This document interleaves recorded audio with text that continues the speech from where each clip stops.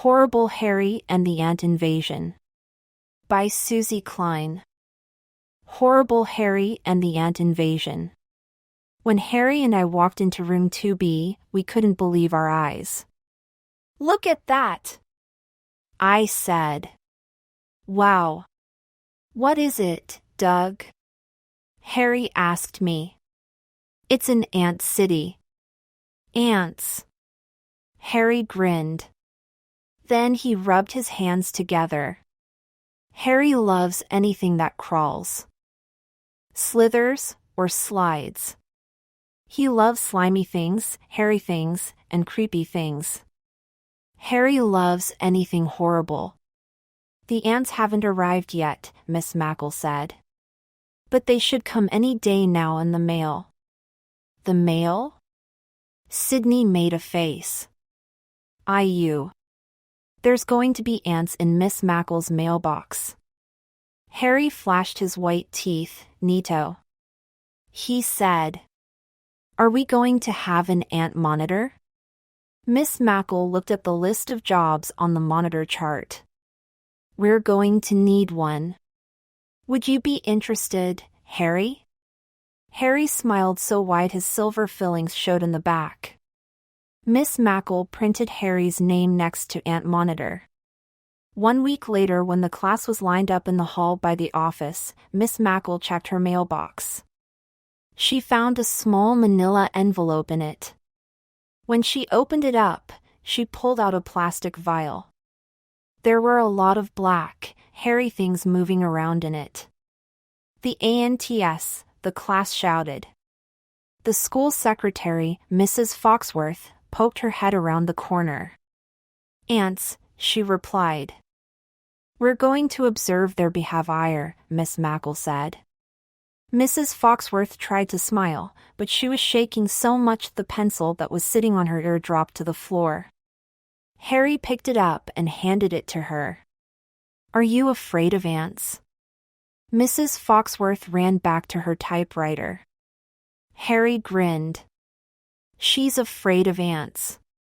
"Well," Miss Mackle said, "the directions on the small package say to put the vial in a refrigerator for 10 minutes so the ants will go to sleep. It's easier to put sleeping ants in the ant city." Harry stepped forward. "I'm the ant monitor. I'll take it to the teacher's refrigerator for you." Miss Mackle raised her eyebrows. "Can I pick an assistant?" Harry asked. Miss Mackle nodded as she looked at the waving hands. "I pick Doug," Harry said. I beamed. Miss Mackle looked relieved. We walked down the hall to the teacher's room with the vial of ants. When we opened the refrigerator, we looked for a place to set the vial. "Gee," I said, "there's so much diet soda in here, it's hard to find room." Harry finally set the vial on top of a container of banana yogurt. Then we walked back down the hall. Mrs. Foxworth was coming toward us. "Hello, boys," she said in a cheery voice. "Taking your morning break?" Harry asked. Mrs. Foxworth nodded. "Thought I would have a little banana yogurt." Harry and I stopped. We looked at each other. Mrs. Foxworth closed the teacher's room door. Then we heard it. A shrill scream. Harry and I walked back to room 2B laughing. 10 minutes later, Miss Mackle brought the vial of ants back to the classroom. Everyone gathered around the science table. "I think I should do this, boys and girls," Miss Mackle said. "Some ants bite. I don't want any of you to touch one. Is that clear?" Everyone nodded their heads. Miss Mackle took the roof off an ant house. Then she took the cap off the vial. We all watched her pour the ants into the small opening. "Their bodies look like raisins," Ida said. "That's the way they sleep, Ida, all rolled up," Miss Mackle replied. Sydney groaned. "They're gross." The teacher looked at Sydney. We are scientists. We are observing ant behavior. Someday, someone in room 2B may be a great scientist and make great discoveries in a lab. Harry and I pointed at each other. We're planning to be great scientists. Someday. Just as Miss Mackle finished pouring the sleeping ants into the hole, the ants at the bottom of the vial started to wake up. Goodness! Miss Mackle exclaimed. Sydney screamed when 3 ants crawled out of the vial onto the science table. Miss Mackle stood up. No one move or touch anything. I will get the ants. One is on the floor. Mary called. Miss Mackle crawled after it. She put a pencil in front of the runaway ant. It crawled up the eraser. Miss Mackle popped the ant into the opening of the ant house, then put the roof back on. 2 ants are missing, she said. Her hair was in her eyes and one of her high heels was off. They're going to get us. Sydney shouted. Sydney, Miss Mackle said with her teeth clenched, we must remain calm. Harry stood in front of the teacher. As your ant monitor, I will find the missing ants. And then he gave her a salute. Just don't touch the ants. Miss Mackle insisted. Harry took out his lunch box. He unwrapped his sandwich and scraped some peanut butter onto his finger. Then he put his finger under the science table and waited. Miss Mackle put her shoe back on and pushed her hair out of her face. I think everyone should return to their desks now. I found them! Harry shouted from under the table. Everyone bent down and looked. Including Miss Mackle. There were the 2 runaway ants on Harry's finger. Miss Mackle grabbed her pencil and quickly scraped them off and then dropped them into the opening of the ant city. Harry flashed a big smile. I told you I'd find them. Miss Mackle frowned. I told you not to touch the ants. Look at your finger. Everyone did. There were 2 red marks. He got bit. Mary exclaimed. I think you should go to the nurse, Miss Mackle said. And when you come back you'll see another name on the monitor chart next to Ant Monitor. Harry put his head down as he walked to the nurse's office. The next morning, Harry was really quiet. He didn't join our conversation about ants at the science table. They bury their own dead, I said. They bury their own food, Mary said. Sydney replied. Look, those ants are kissing. Miss Mackle walked over to our table. Ants pass food by kissing. Some 14 times they send messages that way.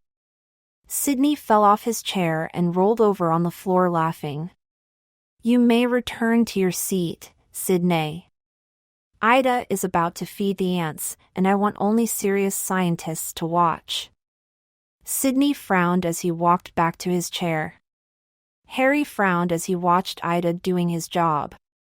Ida filled an eyedropper from a bowl of sugar water. Then, when the teacher removed the roof, Ida squeezed the eyedropper 3 times into the ant house. I'll get it back, Harry whispered to me. Get what back?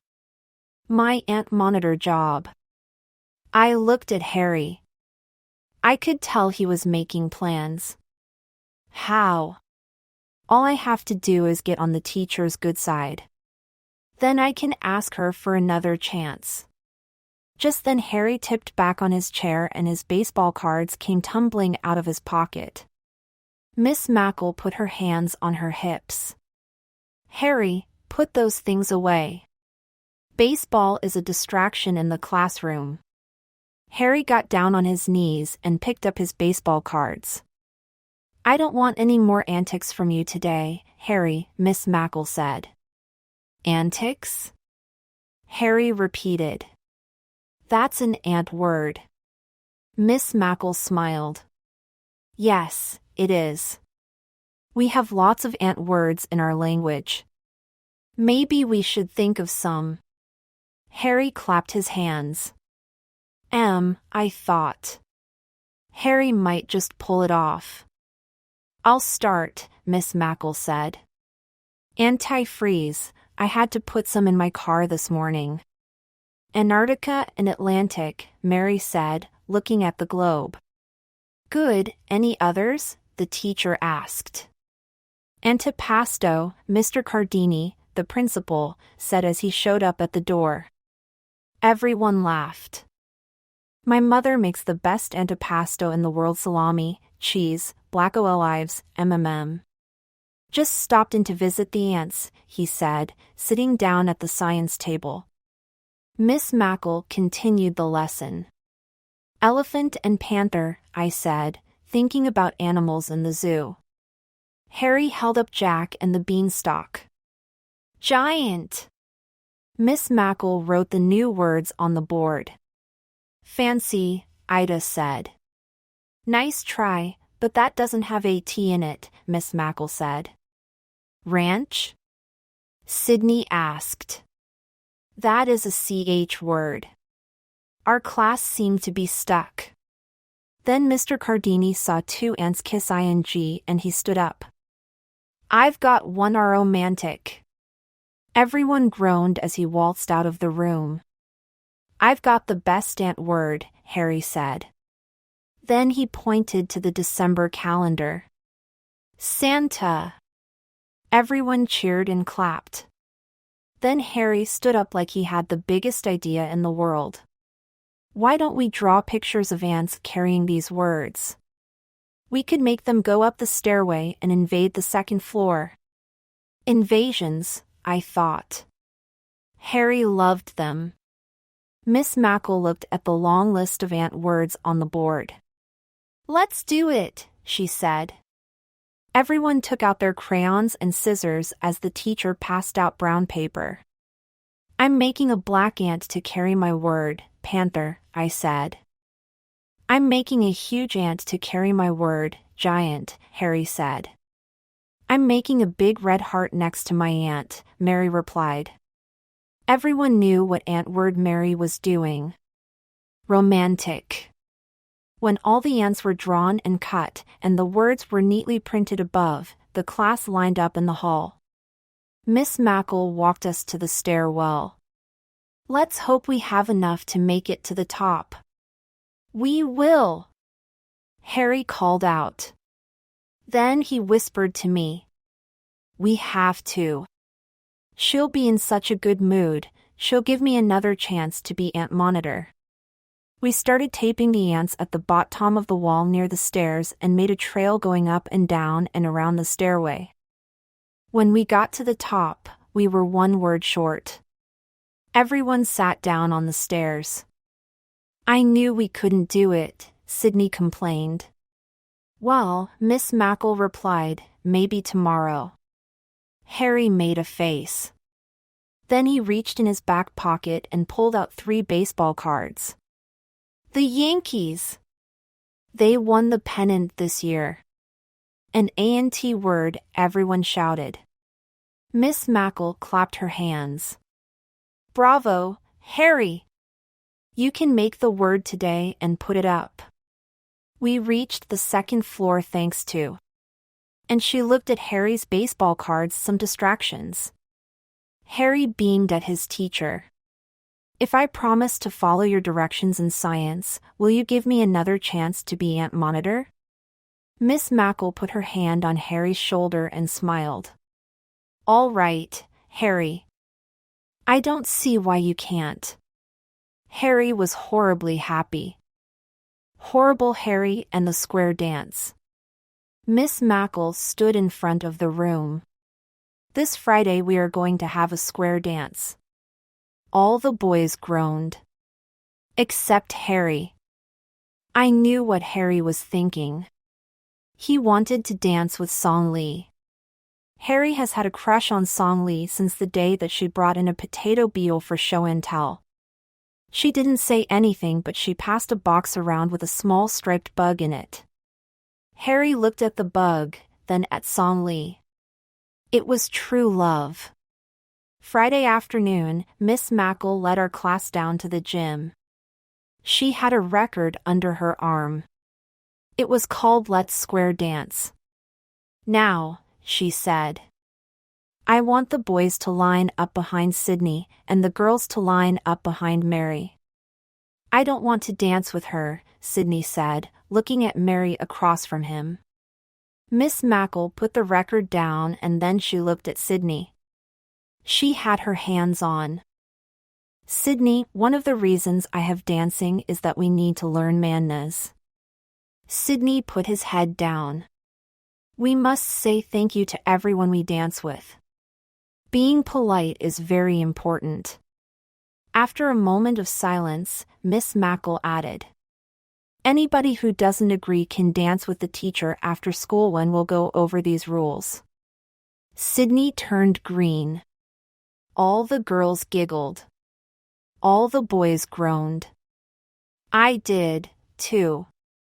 Dank ing with the teacher would be deadly. Miss Mackle showed the girls how to curtsy. Then she showed the boys how to bow. Everyone practiced. I made a face. I hate to dance. When I looked across the floor, I looked at my partner. It was Song Lee. Harry gave me a jab in the side. Move over, he said. I'm dancing with her. I didn't mind at all. There were more boys than girls, and no one was ing next to Song Lee. You have Miss X, Miss Mackle said to me. I beamed. Dancing with no one wasn't bad at all. Miss Mackle then showed us how to do the Virginia reel. Harry walked over and took Song Lee's hands. He wanted to get ready early. Not yet, Miss Mackle said. I haven't even turned the music on. Everyone laughed. Harry held up his fist. When the music finally did go on, the boys walked across the floor and bowed. The girls walked across the floor and curtsied. Now let's do the Virginia reel, Miss Mackle called. Sydney walked over and took Mary's hands. His eyes were closed. They sashayed down the center. And then they joined their lines. You didn't stop and twirl her under your arm, Miss Mackle complained. Harry was next. He walked over and took Song Lee's hands and then they sashayed down the center. He stopped, put up his arm, and Song Lee twirled around and then curtsied. Harry bowed so low his curly hair touched his knees. Bravo! Miss Mackle said. Harry flashed his white teeth. Song Lee looked down at her black shoes. When I came down with Miss X, everyone laughed. The next time we went through the line we had new partners. I had Ida. Sydney had Song Lee. When Sydney went over to take Song Lee's hands, he had his eyes closed again. He didn't want to dance with a girl. Instead of looking where he was going, he walked right into her, and they bumped heads. Song Lee put her hand on her forehead. There was a big bump and a red mark on her forehead.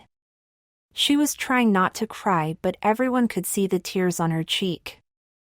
Harry raised a fist at Sydney. Miss Mackle sent Song Lee to the nurse. Then she said, "We will have one more dance. Sydney, you must be more careful." "He should keep his eyes open," I said. Miss Mackle walked over to Sydney. "Were you dancing with your eyes closed?" Sydney shook his head. "Nope. They were wide open all the time, like this." The class stared at Sydney's eyes. They looked like giant white gumballs.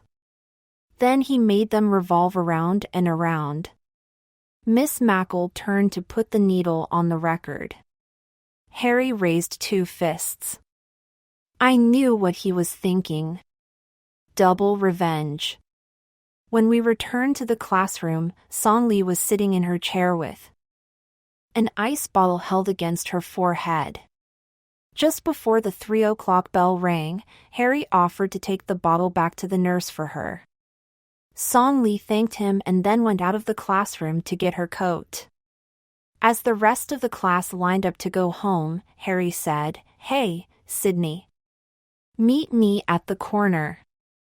I have a little present for you. You do? Sydney said. Harry flashed his white teeth. I do. Sydney waited for Harry at the Corner. What are you giving me a present for? He asked when he saw Harry. For that trick you did in dancing today. Trick? Sydney couldn't remember. You bumped into Song Li because your eyes were shut. Yeah. She even had to go to the nurse with the alligator purse. Sydney said, bursting into laughter. So where's my present? Right here, Harry said, flipping the ice bottle and pouring it down Sydney's back. You! That's cold! Sydney screamed as he ran up the street waving his hands in the air. I'll get even with you for this. Just wait. I looked at Harry. Where did you get that bottle of ice water? From Song Li. I told her I would return the bottle to the nurse. And then Harry flashed his white teeth. I didn't say I would return the melted ice inside. I cracked up. Old Sydney had it coming, Harry mumbled. I waited at the school steps while Harry returned the empty bottle to the nurse. Sometimes when Harry tells you he's going to do something, he leaves the horrible part out. Horrible Harry and the deadly fish tank. We have a fish tank in room 2B. Last time Harry and I counted, there were 25 fish swimming around in it. 20 guppies. 4 neon fish. And 1 black molly. Then there was Horrible Monday. This is how it happened. Sydney came to school mad. He was mad about Harry putting ice water down his back on Friday. Even his hair looked angry. It stood on end. Sydney probably didn't bother combing it. Miss Mackle looked at the monitor chart. Boys and girls, I will announce the week's new monitors. Sydney is messenger, Doug is paper monitor, Ida is ant monitor, Mary is plant monitor, Song Li is sweeper, and... When she finally got to Harry, she said, Harry is fish monitor. Harry immediately got up and went back to feed the fish. He turned on the light in the tank and took roll. Carefully, he recorded the number in the fish roll book. Then he checked the temperature. It was in the green part of the thermometer in the 70 to 80 degree range. At lunchtime, Harry fed the fish and then lined up behind me in the cafeteria. I have my favorite dessert, Doug, he said. 2 pieces of Mom's homemade fudge. I'm saving it for us on the way home from school. I drooled. I know how good Harry's mother's fudge was. Chocolatey, nutty, and I'm good. After lunch, when we were working on math, Harry walked back to check the tank. He shouted, the black molly is floating on the water. She's dead. Everyone rushed back to the tank. Miss Mackle opened the cover of the tank and took out the net. She scooped up the dead fish. Then she put her finger in the water. Why, the water is hot. Someone has been fooling with the temperature knob. Everyone looked at the thermometer. The mercury was way above the green zone. Who would do such a horrible thing? Miss Mackle exclaimed. Everyone looked at Harry. I did too. Harry loves to do horrible things. Miss Mackle waited for someone to speak. Sydney spoke first. Harry is the fish monitor. He did it. Do you know anything about this? Miss Mackle asked Harry. Harry shook his head. Miss Mackle said we wouldn't be doing little theater that afternoon. She didn't feel like doing anything fun. She was too disappointed. We just worked at our seats the rest of the afternoon. It was a long day. When Harry lined up at 3 o'clock, no one wanted to stand next to him. Except me. Do you think I did it? Harry asked as we walked home. I didn't say anything. I wasn't sure. Doug, Harry said. I wouldn't do anything that horrible. I plan on being a great scientist someday. With you, remember? I would never take the life of a single living thing. Not a beetle, or an ant, or a single blade of grass. I knew Harry never mowed the lawn. He told his mother he couldn't kill the grass. We walked home without talking. We didn't even eat Harry's homemade fudge. We just didn't feel like it. The next morning, Harry made a poster and put it up by the fish tank. It was a picture of a tombstone and a graveyard. It said, "God bless our black Molly." Then in the top part was a bunch of fish with yellow wings and halos flying around. What's that up there? I asked. Fish heaven, Harry replied. Miss Mackle started the morning as usual with a conversation. Boys and girls, we need to talk about our fish. We are responsible for them. Somehow, we made an error. Sydney raised his hand. Harry is the fish monitor. He likes to do horrible things. Harry did it. He should stay after school. Then he sat back in his chair and smiled. I looked at Sydney. Then it dawned on me. Revenge. That's what Sydney wanted. He wanted to get even because Harry had put ice water down his back. Harry raised his fist at Sydney. I wouldn't cook a fish like that. Prove it. Sydney replied. Harry, Miss Mackle said, do you know anything about how the Black Molly died? Harry shook his head. Everyone made a face. No one believed Harry but me. Did anyone see someone at the fish tank just before the lunch bell? I asked. Song Lee had her hand in the air for the first time. Yes, Song Lee, Miss Mackle said. Did you see someone? Softly, Song Lee spoke, I see Sydney by the tank just before bell rang. He reached behind where Knob is. Sydney sank down in his chair. Miss Mackle glared at him. Sydney looked at the teacher, then the class. His face turned red. I didn't mean to kill the fish. I just what? Miss Mackle asked. Wanted to get Sydney's voice got softer and softer. Harry in trouble. We'll talk about it after school, Miss Mackle said firmly. Harry looked over at Song Lee. And beamed. Harry really isn't that horrible. On a scale of 1 to 10, he probably is a 7 for horribleness. Then I noticed Harry get up and get his lunch box. He took something out of it and gave it to Song Lee. It was the 2 pieces of homemade fudge. Forget that 7. Anyone who gives my fudge away to a girl is a 10.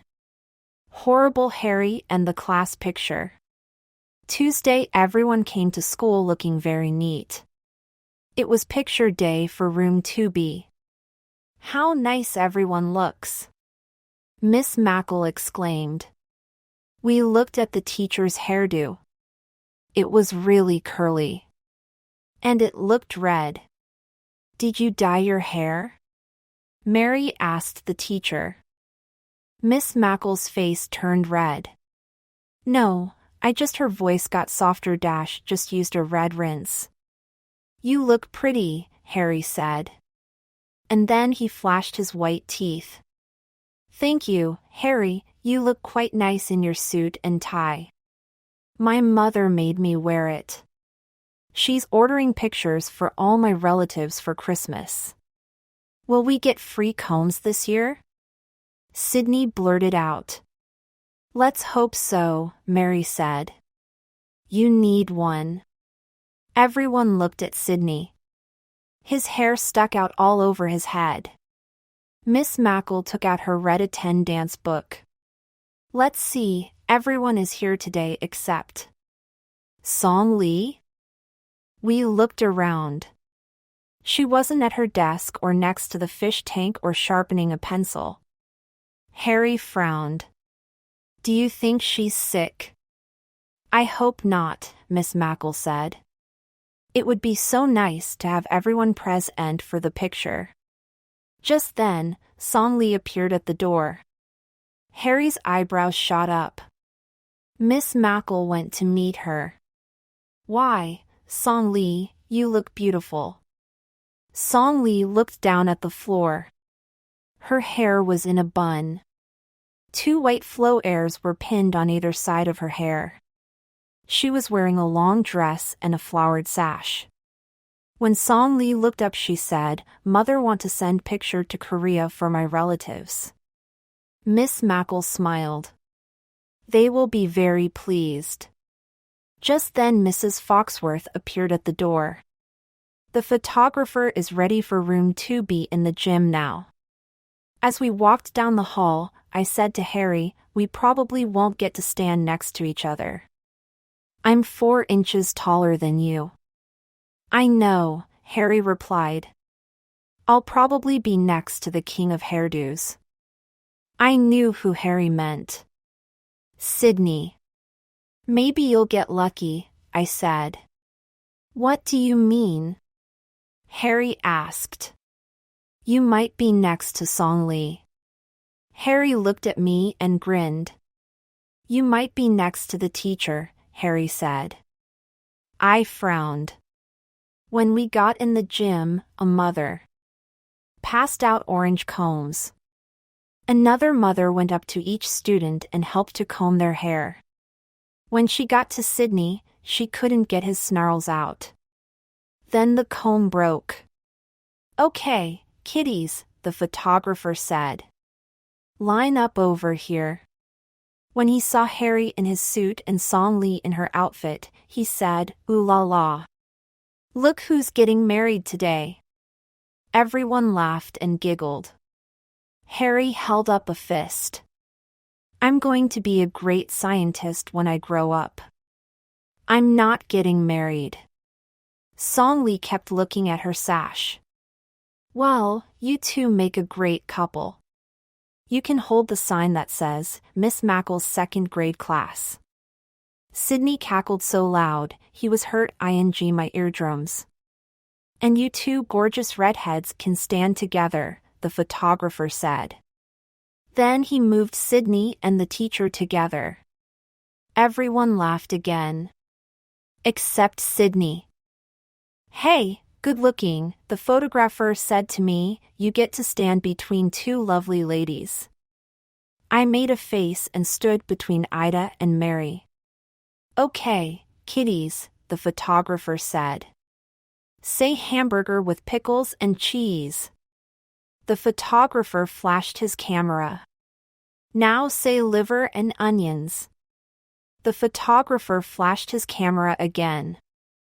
I was hoping the pictures would be over really soon. I was surrounded by girls.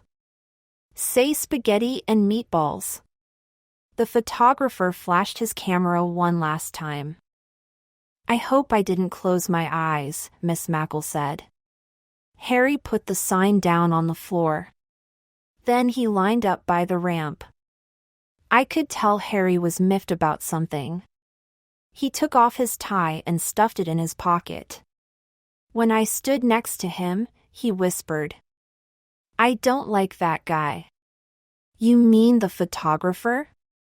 Harry nodded. "Yeah," I said.